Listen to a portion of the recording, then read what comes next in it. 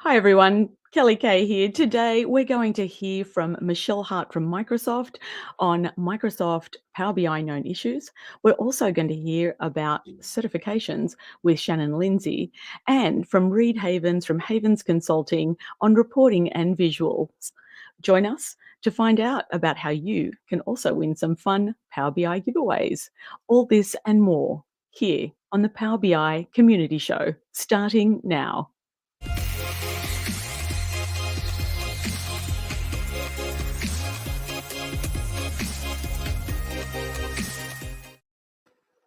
Hi everyone. Good morning, good afternoon, good evening. My name is Kaye, Power BI Community Engagement Lead with the larger community success team led by Heather Newman at Microsoft. Thanks for joining us today. We have a ton of content for you that's super exciting. We'd love to start with Michele Hart, Senior Technical Writer at Power BI. Michele, good morning. How are you? I'm doing great. Good morning. It's good to see you almost in person. Good to see you too. So I hope you had a great weekend. I did. I did. It was nice and warm here in North Carolina. Fantastic. Well, here in Bellevue, Washington, it's a little bit cold. We had a great weekend, but it's a little bit One of cold. the reasons I moved. Okay, so today you've got so much important information for us. I know that there's been a lot of customer frustration. I know that you've been with Microsoft for a long time, and we've got some great stuff coming up. You've got some known issues, I hear, a known issues solution. Yeah. We do. We do. But instead of starting with the solution and just jumping right in and showing you that, I thought I would start with the problem and Okay. tell a story to set the stage. Um, so I think that'll help people understand why this solution is such a great thing. They Yep. if they completely understand feelings behind the problem. Absolutely. Stories are a great way of Yeah. highlighting issues. Yeah. Thank you. So here is my story. Let's say that I'm a Power BI customer and I have a report that has a number of personal bookmarks and report bookmarks, and I'm trying to add a new one. But every time I try to add that new bookmark, it fails. It just doesn't get added to the list. So, what do I do next? The first thing that I will probably do is try and try again, maybe 5, 10, 100 times, maybe changing or tweaking something small to try to get it to work. If that doesn't help me, I'll of course go over to those wonderful Power BI documentation documents and see if maybe the feature has changed or if I'm doing something wrong. Right. Um, if that doesn't help, I'm going to start troubleshooting. So Mhm. maybe I'll try creating the bookmark in a brand new report that doesn't have any bookmarks, or I'll see if I can add the bookmark to a report that's in capacity, Mhm. or it's in my workspace, or any kind of troubleshooting steps. And I might even try a workaround. Maybe I'll take one of the report bookmarks that already exists in my report and try to repurpose it so that I can sneak in my new bookmark. And if that doesn't work, I'll probably hop on Teams and ask some of my colleagues if they're experiencing the same issue. And if they're not, I'll reach out further and I'll go to the wonderful community site and I'll search on bookmarks and see if other Power BI customers are experiencing the same issue Yeah, as I and that am. and that's community.powerbi.com, right? That is. I'm there all the time. Um, but by now, I've spent a considerable amount of time Yeah. on this problem, and I'm getting really frustrated. And I've done everything that I can on my end, so it's time for me to call support or contact support. And then here my story splits into two parts. So let's say I call support and I reach a support engineer, and that support engineer and I will try a lot of the same things that I've already done. So we're going to spend some more time trying to repro the issue. And maybe that support engineer is going to call in a PM or a escalation engineer or a developer to try to get the history on this feature and to see, what's up, why it's not working for me. And then at the end of the call, we'll create a ticket. And then I can go off and do something else because I know that Microsoft is working on this. Okay. Yeah, but in scenario 2, let's say I reach a support engineer who's already had 2 or 3 calls about this issue. And so that support engineer can tell me, "Hey, this is a known issue. We're working on it." And they don't create a ticket. I hang up, but I'm still, confident that Microsoft is working on this and they're going to fix it. Um, Clearly, option B is better than option A, but in both cases, uh, either just me alone. Um, I've spent a not fun day Yeah. working on things that are not my core priorities. And the other in option phone call A, I've involved other people in also researching this. Yeah, a lot of resources go into triaging things. People don't realize, and it is Yeah. the time, and that's it's a great way of describing that, that time wasted going through and finding out if it's a known issue, if the yeah. Yeah, exactly. So what if there was a better way? And that's what we've done. We've come up with a better way. So our solution is to take this internal only list of known issues and in complete transparency, excuse me, make this list available to customers. Oh, And wow. we've decided to do this through the documentation site because, as you know, that site we can publish at will. So as soon as a known issue is surfaced, we can get it out to the public quickly. That's fantastic. And yeah, we've automated some of this, and we're going to continue to automate more of it. In fact, I'll tease something that I think is slated to go live next week, and that is if you're on PPAC and you search for something and the algorithms recognize the keywords that you're using, you'll actually get a pop-up saying, "Hey, this is a known issue. Go check it out." Okay. So we're hoping that people will bookmark this site and think about all the time and frustration it's going to save instead of hours or a whole day trying to figure out why something isn't working. You encounter that change in a feature that used to work a certain way. You just go over to the known issue site, you see it there on the list, and you can rest assured that Microsoft has this well in hand. So this is a big win for customers because it's going to reduce that frustration and that wasted time. But it's also a big win for Microsoft Yeah, because, yeah, we're going to deflect a lot of support volume. We're going to reduce duplication in the form of calls and tickets and time spent. that's So, fantastic. yeah, it's a great idea. It was actually an idea that was part of an internal Power BI hackathon. Oh, And they approached me because I work on the docs to get involved with this. And I was absolutely, yes, I definitely want to be involved with this.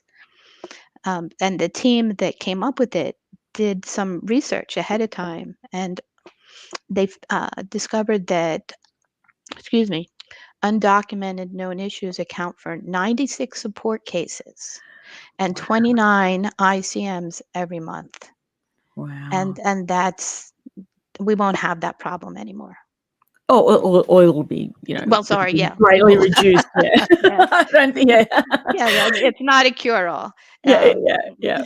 Yeah, but O it'll definitely support a lot of, deflect a lot of that support volume. Right. So tell us more, like, this is so Mhm. everybody saw the link, which was aka.ms Daniel, thank you, Power BI known issues, and were you going to show us a demo or walk us through or I tell am. us more about okay, great, so I am. So super excited so about this. so this is the part, where I'm gonna show you the solution to the problem, Okay, and that is where, in complete transparency, we make our known issues available to the public.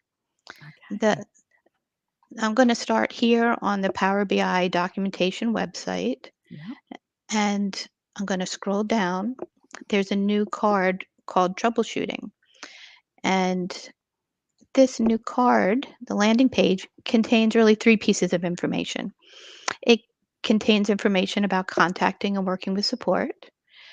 It also contains a new section that links out to all of the troubleshooting documentation throughout the Power BI doc set. But what we're talking about today is the known issues. The top level, this top article contains a table of all the active known issues. And so those would be the known issues that are open and that have been recently fixed. So you can see here's one that was fixed on April 5th. I don't know if you can see what I'm circling. yeah, Now, the story that I told, uh, the issue with the bookmarks was invented, but let's take a look at this first one. It says unable to load Power BI dataset list in Excel. So if I click on that, it takes me to a detail page that's designed to help the customer make sure that the problem that they're facing is the same thing that that's represented by this known issue. great. So we have the title. We tell you what it applies to, um, the problem area, describe the problem, and then we describe some symptoms so that it can help you figure out if what you're seeing is due to this known issue because maybe the title doesn't exactly match with the symptoms. If it has a workaround, as this one does, we'll give you the workaround so that you can continue working and you don't have to wait until a fix comes in. And that's really it. Okay, That's our great. new solution.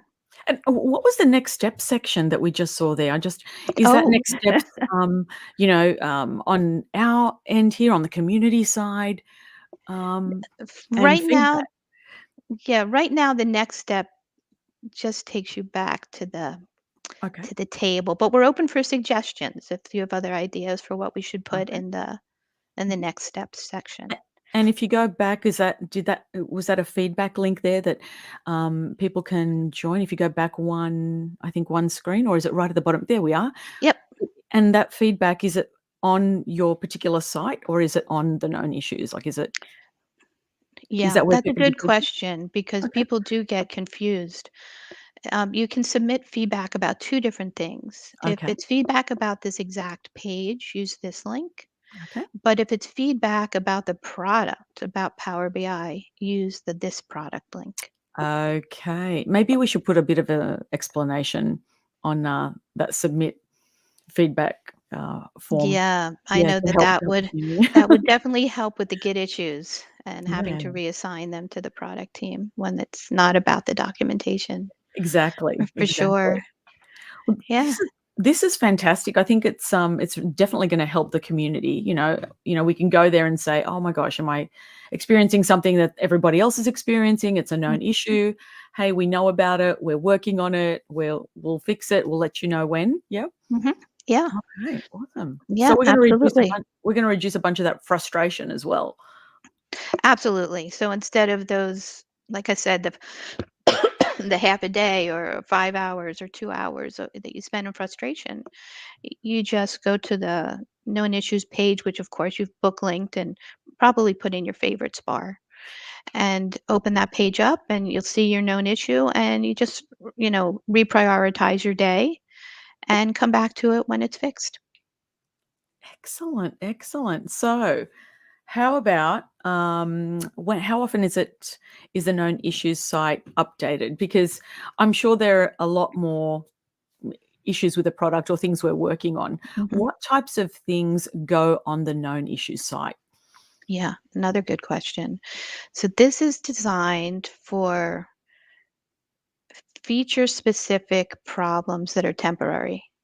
Okay. So there's another site that you would go to for um, site-wide issues, and that's the support site.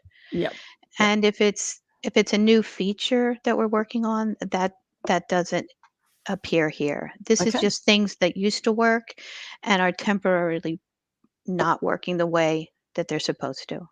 Okay. Okay. Yeah, Fantastic. I should scroll back up here. So, I mean, we hope that people will try it and find it useful, and it will become more and more automated as time goes on. This is great news for everybody, and I can see a couple of the comments here in the chat that have been coming through. Mhm. So, setting up a bookmark and creating a subscription, they should see the updates through email. So, can you do that? Can you set up a subscription? Um, you can set up a subscription. This was a question somebody else raised recently. I can't remember Mhm, who it was, and it's a great idea. I have to research it a little bit more to see if there's a way that we can add a mhm, subscription to the page, but you can always download a browser extension mhm. that can do that for you. And Umakant just commented, and thank you so much, everyone, for commenting. I think it's Umakant Kaye said that he sees that Uh-huh. he noticed that they noticed that the issues are removed or deleted Mhm. after they're solved. Is there a way or a page that the community can look up to see which issues have been fixed? Because maybe somebody's experiencing Yeah. something that's been solved, but they didn't know. So maybe they could look that up. Yeah, no, that's not what this is designed to do. Oh, Um, yeah, uh, once it's resolved, we're assuming I it's resolved for everybody. If that's not the case, we'd want to raise it as a new issue. okay, Yeah. okay. All And right. there's So a there's a funny story around the 46 days also. It's because our competitors remove it after 45 days. So we wanted to do one day better. okay. Well, that's really well, thank you so much for that. No, I appreciate everybody's comments. And this Sure. is Michele Hart, our senior technical writer with the Power BI team. And Michelle, please stay and join us at the Mhm. end of the show, right? To have a chat. I loved Yeah, this no, segment. I really think it's going to help a thank lot of the you. community. And thank you for I taking do the too. time. It's gonna help me for sure. Absolutely. All Absolutely. right. Thanks, Kelly. Okay, we'll see you later. Okay, and now we have an amazing presentation, as he always does.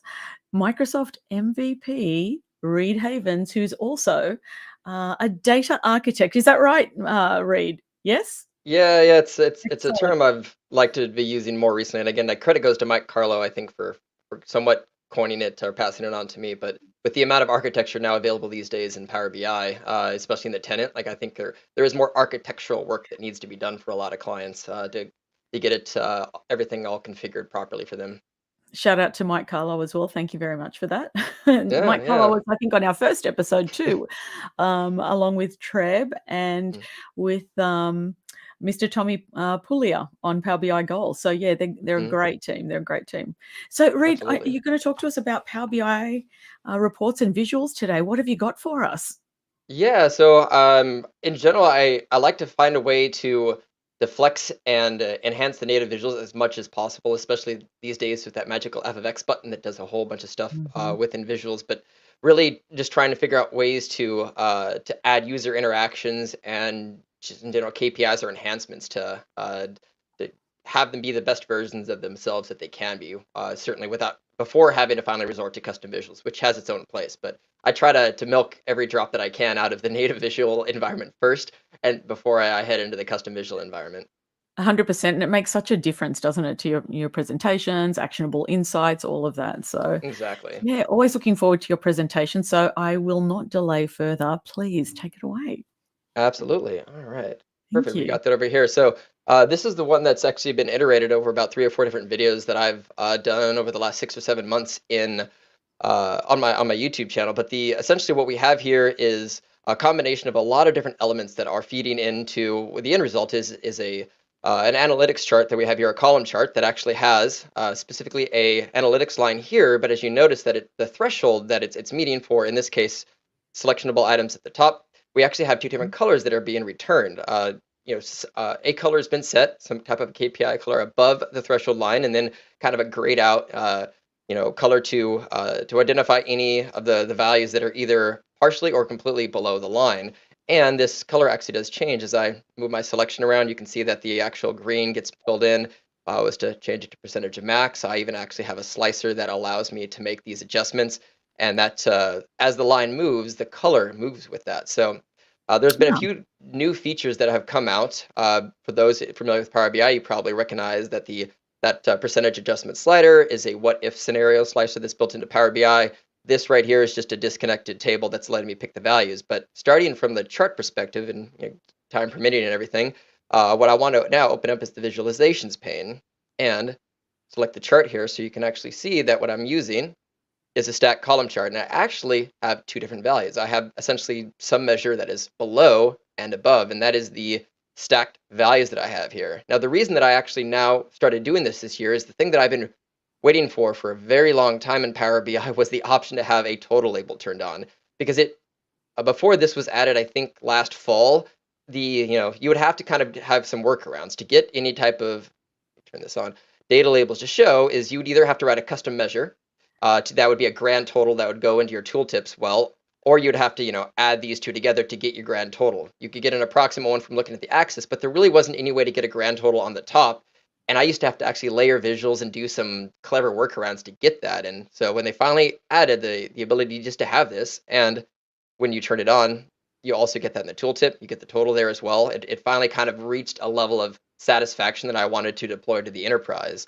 Uh, the things that I'll mention here is I'll skirt around on some of these things, then link you later to a couple of the videos that I Mhm. have linked from my YouTube channel on the Power BI community forum. Did I that just actually want just before. Go I ahead. just wanna jump in here. Those Yeah, the totals, titles that were implemented last year, yeah, I mean, that this absolutely. is a fantastic way of using them, so you if you go back into the filter pane here, and show people, I think it's super important that people understand, you can have your total labels here, you've got your totals at the top, you're avoiding some tooltips and some Yep. measures, and then you're applying it in such a unique way. I really love how you've done this. It looks fantastic. And I will make as a mention I both myself and other MVPs kind of discovered this bug slash feature. It's something that I've actually we've had email conversations on is this little f of x symbol here. Just as a quick tangent, the when you actually apply that, it can't be applied per column. So any logic that's applied to this based off of a rule, it only is able to retrieve one grand total value for the entire visual. So my goal was actually is I wanted to basically white out or blank out the data labels for below the value columns Mhm. here. It's not available today. I've heard it's something that the team is looking at exploring in the future, but sadly I cannot figure out any easy way to like essentially hide the labels below the line to even further draw attention to the top values. Okay, okay. Yep. Let's Yeah, see. We got love it. about Thank you. 4 minutes now, so I just want to make sure I'm time sensitive. So let's see. A couple quick things that I'll show into here. So the actual calculations for the above and below line thing. Without digging into all of this, which again I'll have a lengthier video in the community channel that I'll link to when I'm finally done. But essentially, there's just a statement to check for the above line.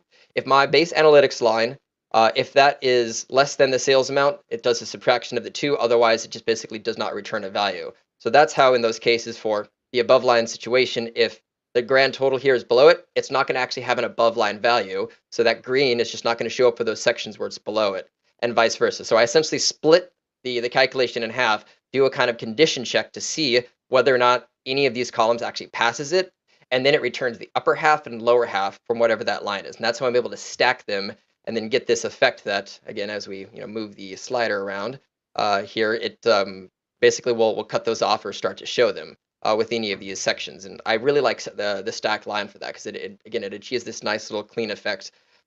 I will probably have some more updates again even to this and further iterate it once that data label enhancements eventually gets added into there. But I've found that this is just a really nice way to bring a lot of variety to this. And let's see, the last thing that I'll probably mention here and kind of briefly show is the fact that the analytics line that I'm using is adjustable. I was inspired kind of from the fact that as another feature that was added recently, we have a constant line that was added with an option to actually put a measure in here. So now instead of just like simply an average line or a median line, I can put a DAX measure into here. So whatever number that is generated by some DAX logic can be put into here. So that actually allows me to basically, create the slicer that lets me select between all these because there is a measure that is being put into this. Wow, we're certainly getting a ton out of these visuals. This is fantastic. I love how you've done this, Reid. Yep. Again, like I like to give users degrees of freedom, to explore as much of this as possible. And most of these calculations are pretty straightforward because I have month and year on the axis. To actually know what my average, value or my median is, I need to do an iterator function basically just over the month and year value for sales amount. So it's really a pretty just copy paste formula of any of the X functions for average, median, the percentiles, and the max X. Where that what if scenario, that's just coming into here to actually determine what my percentile is for either of these, the inclusive or exclusive, just harvesting that percentage number, which is why that slider here changes it if I'm on either of these.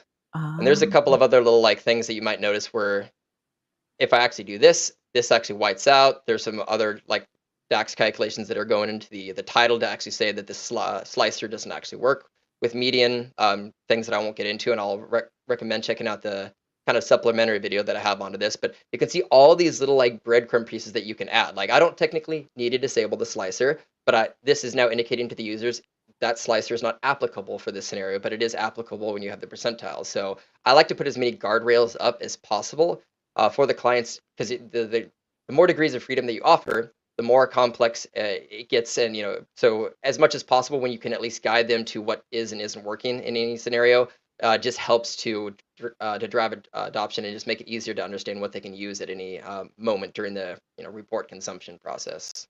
Yeah, 100%. I love this. I mean, this has just made me think about how we use slices and totals and everything in Yep. in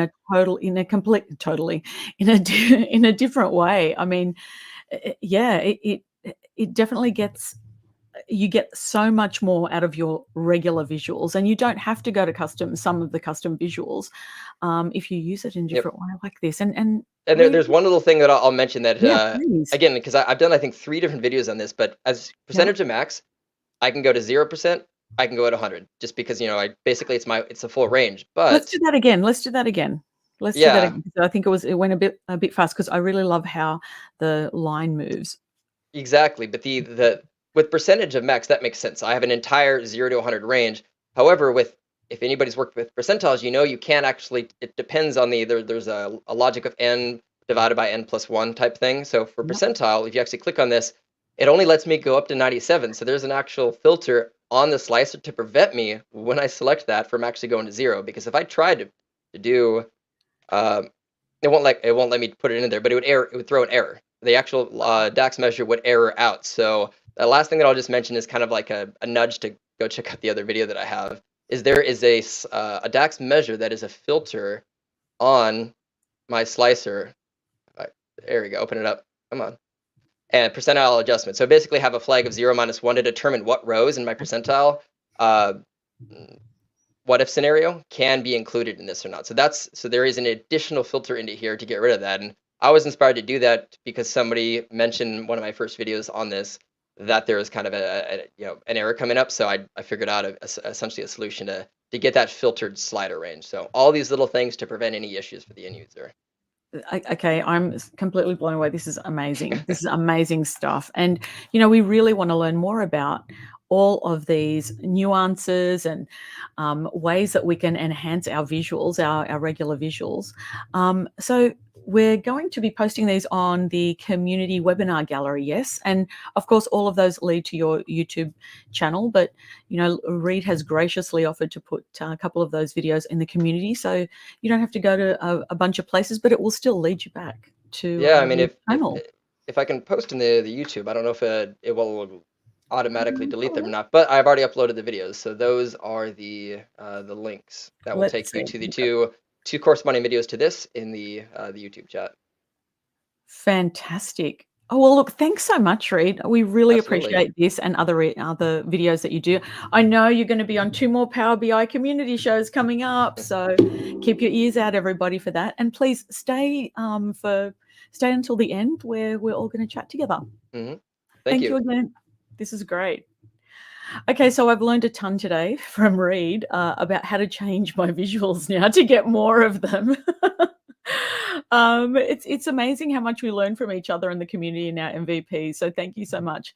And now up next, speaking of learning, we have the amazing Shannon Lindsay from MS Learn. And Shannon is a senior content developer who is here to help us all learn more about the Power BI certifications. Woohoo! Yay!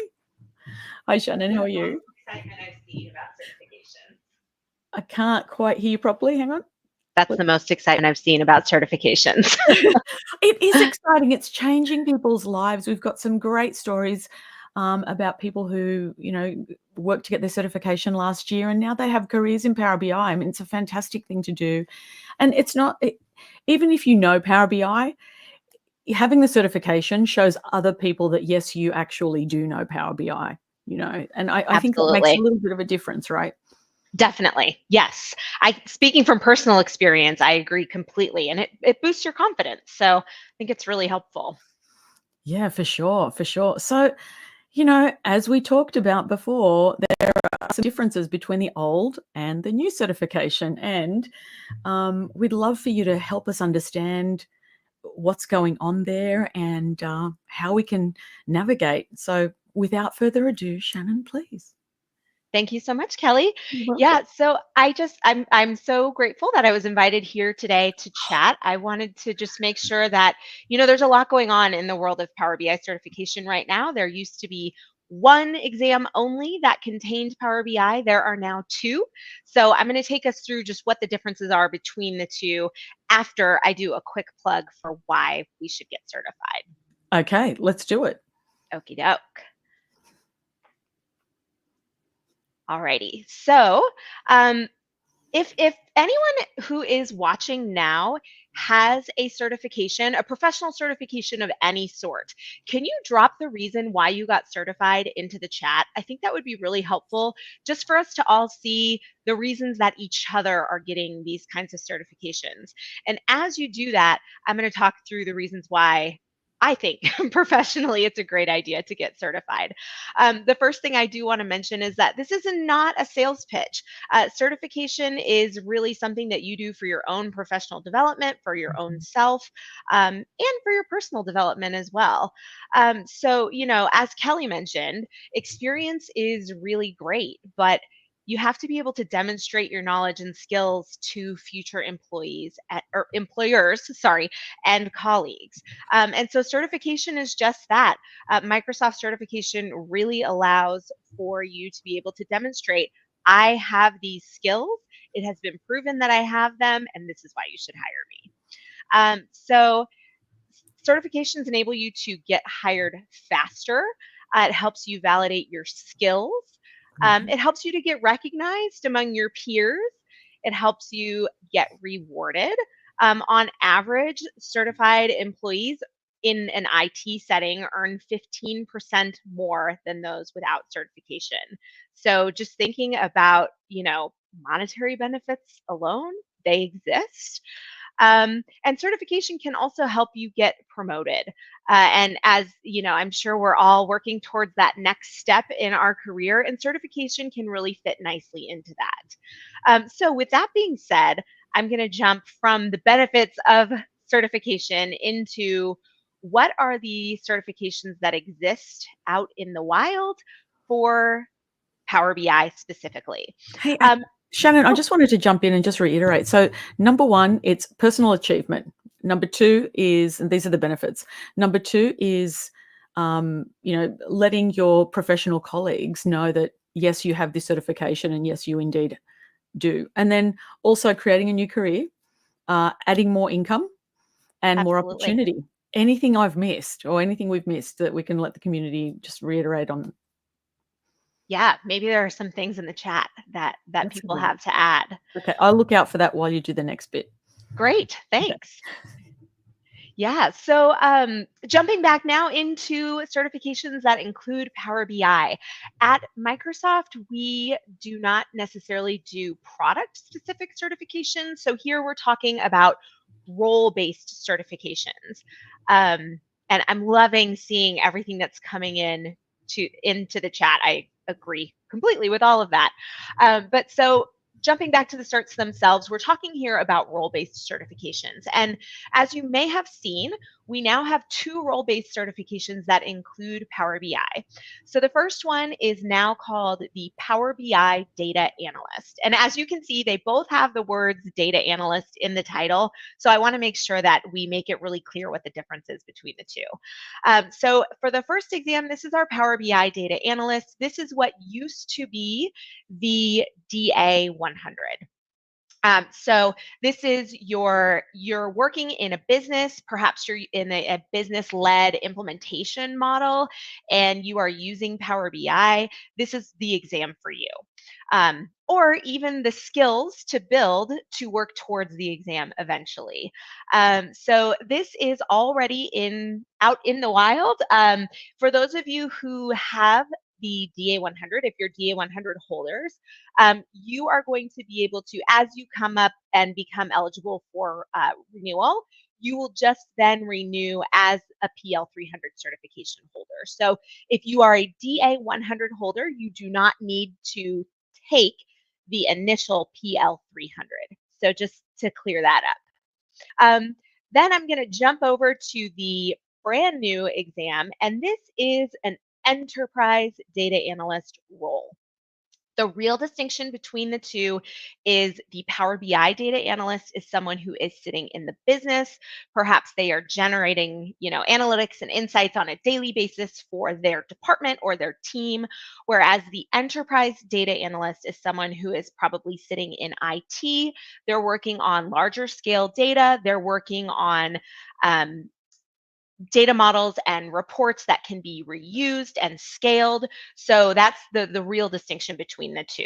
The enterprise data analyst is also going to be proficient at querying data using T-SQL, exploring data in Azure Synapse Analytics, and then enterprise level Power BI tasks, some admin and governance type tasks, and not necessarily that this person will have admin capabilities or permissions, but that they will know what needs to be done so that they can make sure it gets implemented across the enterprise. If anyone has questions as I go, feel free to drop them into the chat. I'm happy to try to answer them. I'm going to dive just a little bit deeper. I only have 2 more slides. Sorry for the boring slides, but 2 more slides. We're just going to go through what are the skills measured in each of the exams, talk about similarities and differences. So in the Power BI data analyst, this will look very familiar to you if you are a DA 100 holder. Not much has changed. So we are going to be testing you on data preparation, data modeling, data visualization and analytics, and the deployment and maintenance of assets. So are you able to implement reporting from end to end using Power BI? In the enterprise data analyst exam, or role-based certification, you may notice that these 4 areas look very similar, but again, I want to just mention that the scale is very different. So you are going to be tested on whether or not you have an understanding of implementing and managing a data analytics environment, and this is alongside other analytics products and environments. So this is not necessarily just Power BI. We're also going to be making sure that we know how to query and transform data. There's a lot of optimization of data modeling in here, implementing and managing data models, and then last but not least, exploring and visualizing data. Um, One just final plug that I want to mention that is not skill specific, but that is specific to the Enterprise Data Analyst exam is this exam is currently in beta. And the first 300 people who take the DP 500 beta exam can get 80% off the price of the exam. I've got a link in the show notes that takes you to the blog post, which has the code for the discount. And the way that the discount works is you have to be one of the first 300 people to schedule and sit for the exam. And that ends, just so everyone knows, it's coming up very quick. That discount ends on May 17th. The exam will still be in beta after that, but there won't be an opportunity for that discount code. So I think that's all I've got as far as the difference between the two certs. And I'd love to hear, Kelly, did anything I say raise questions for you? Yes, a couple. Why are there two now? I know that there's, the larger one. I suppose people are saying, okay, well, we've got this DA 100, and the next one is a little bit more. Why have two and not just one? Are we trying to cater to a different type of developer or Great creator? question. Yes, great question. The reason why there are two and not one, and I think, eventually there will probably be more than two, is really twofold. One is that we saw a distinct need in the market for these enterprise level skills to be represented. Okay. So we saw the need, we are trying to respond to the need and make sure that we get not only the exam, but also the courseware and the content on Microsoft Learn so that people can prepare for that exam or just do a good job in their daily work. So that is one reason. The second is that, as many people who are on the call have seen, the breadth and scope of Power BI has grown tremendously over the past 6 years now. So it used to be that you could really encompass all of the skills that you can do within the product in not only in one exam, but it was also really potentially one type of job role that was doing that. And those were your data analysts. And now we're seeing, okay, with the integration of Power BI and Synapse and the integration with, other cloud-based technologies, Azure SQL, Microsoft Purview, just the world, the universe is growing. And so we wanted to be able to respond to that. Well, thank you so much, because a couple of people are saying, well, why two? Why three? But I totally understand. It depends which area. There are so many areas to study in Power BI and to learn and develop and grow. And we have some great success stories that we'll be sharing later in the year in several areas on social. So look out for those. And Umakant, he has a certification, actually gives the recruiter the first impression that that a cert exists and you know about it, and also be sure that you have covered and learned the basics of the tool. Thank you so much, Umakant. We appreciate that, Umakant Kaye. And there's a couple of other comments here as well. We had a look at, here it is. I'm just scrolling back up again here. There we are. And it's to prove people are putting in there to prove themselves and also, help their careers. Jen Kuntz, shout out there to Jen. She got her DA 100 certificate to validate her knowledge, kind of all the reasons that we went through. But if you have other reasons, please pop them in the chat. We'd love to hear from you. And super excited that you've shared this knowledge and that you're always trying to help people learn. We love hearing from you, Shannon. Thank you so much for joining us today. Yes, thank you for having me.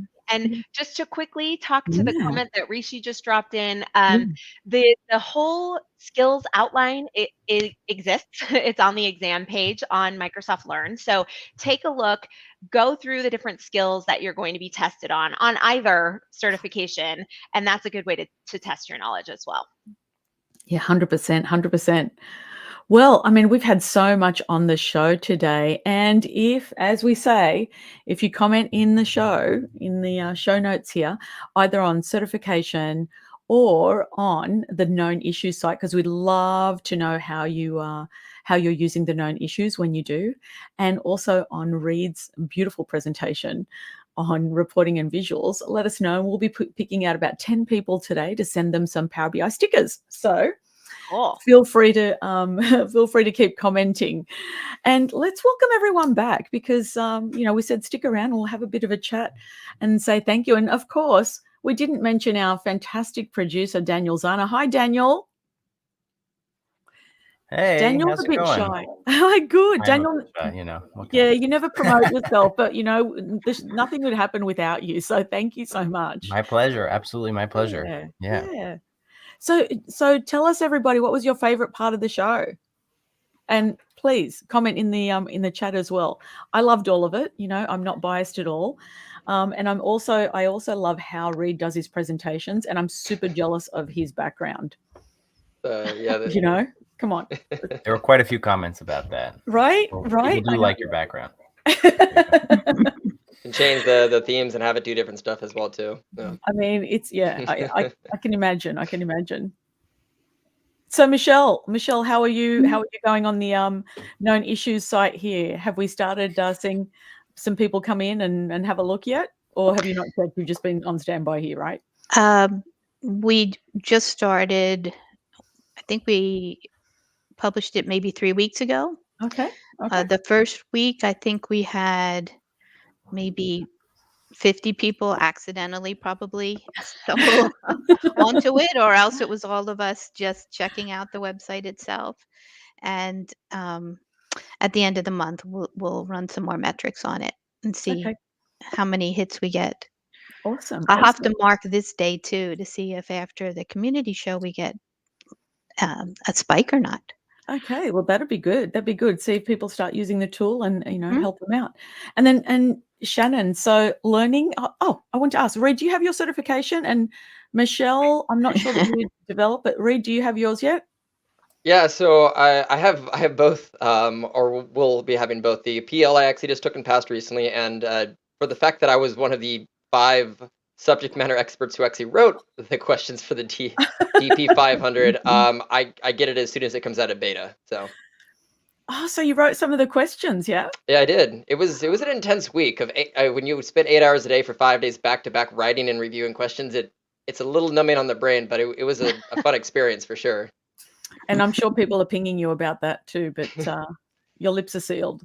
I mean, all I can say from a high level is whatever's on the learning modules. Like if it says to study Azure Purview, I'll tell you to study Azure Purview. But I can't, because I'm a developer, I can't go into any further detail than that. But if you were curious about the PL 300, which I've passed and am writing the practice exam questions for, that I've been told is I'm fully allowed to give advice or just basically talk about, because it's not the exam questions, it's just the practice exam questions. Okay. Well, there you go. Shannon, I didn't know that, did you? Yes, I did. Yes. Oh, of course you did. I get to work with so many brilliant people on creating these exams and also the content for it. And Reid actually just mentioned Azure Purview. I wanted to do just a quick shout out. There's not a ton of information, Microsoft Purview. There's not a ton of information on Microsoft Purview on Microsoft Learn at the moment, but we did just release a new module last week. So I will drop that in the chat if anyone wants to take a look. And it's really about discovering trusted data for reporting. So it really caters directly to this Azure Enterprise Data Analyst role. We might have you back to chat about that then, Shannon. What do you think? Sure, I'd love to. Okay, we'd love to invite you back. And Michele as well, we'd love to hear more about known issues. And Reid, we have 2 more videos or 2 more segments for you to appear on. And excellent. So thank you everyone today. We really appreciate everything you do for the community. Tell us about the show. Give us some feedback. I think Daniel's going to be doing the what do you call that when you wrap up? Oh, the signal. All right, let's close it down, kind of thing. Yeah. Yeah. Okay, I feel sure. like I'm getting that kind of a little bit now. So we're going to say bye for now, and everyone, let's get together for a quick group shot. Daniel, can you take a screenshot, please? Oh, sure, absolutely, yeah.